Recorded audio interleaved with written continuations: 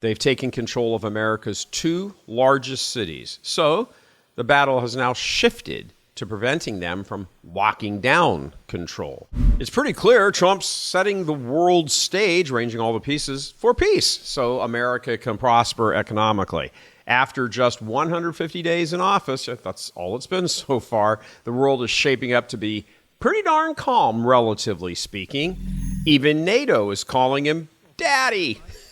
And not to mention now ponying up their fair share for their own defense after decades of screwing us over.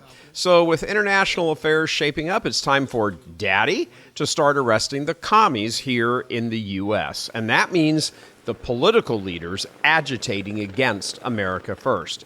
They're using the flag to destroy the flag. Governors like Pritzker of Illinois and Newsom of California and so on. But also mayors like Karen Bass, and once he's sworn in, the new communist mayor of New York, Zohran Mamdani. Both Bass in L.A. and Mamdani in New York are dyed-in-the-wool communists determined to change America into a communist bastion. It's why their supporters fly every flag except the American flag. Ukraine, Palestine, then of course the Mexican flag, and then the Iranian flag. But they burn and spit on and urinate on the American flag. Bass got her training in Cuba, something the Marxist media, well, they keep very hush-hush about that. They don't really get into any of it. You know, she's just a black woman who's the mayor, and anybody who opposes her is a racist.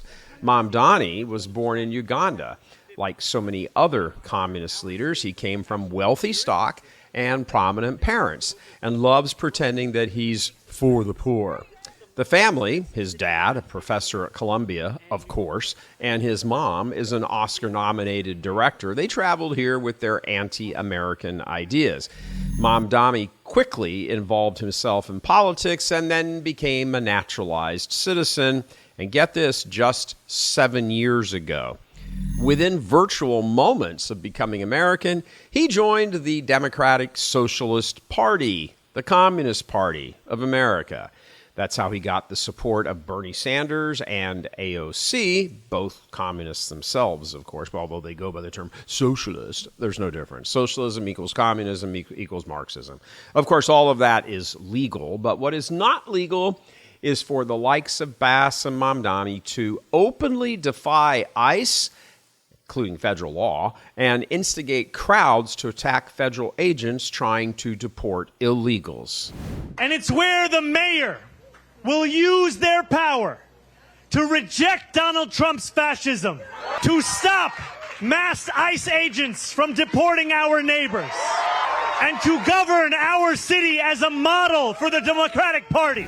Oh, it's a model, all right. Make note of that. For that, they need to be arrested, tried, and imprisoned. This entire sanctuary city bullshit needs to be brought to an end and done so immediately. No state, and certainly no city, gets to set itself up as a sanctuary from federal laws. Arrest them. Think about it for a moment. America's two, not one, but two largest cities are now run by communist mayors, or will be shortly.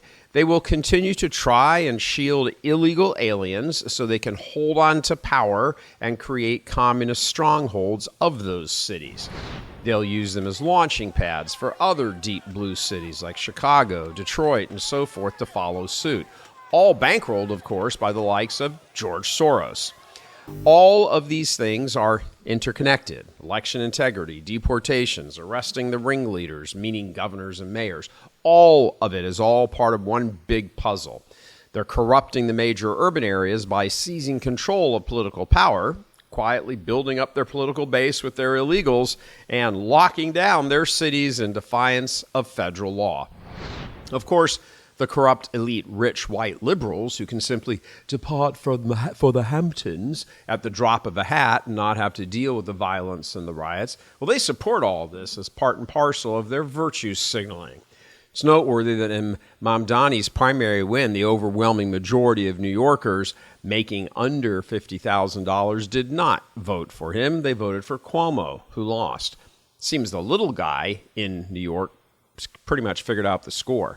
Whenever communists get established, everyone gets screwed, of course, except the top-tier communists, regardless of the bullshit rhetoric about helping the poor that spews out of their mouths on the way to power.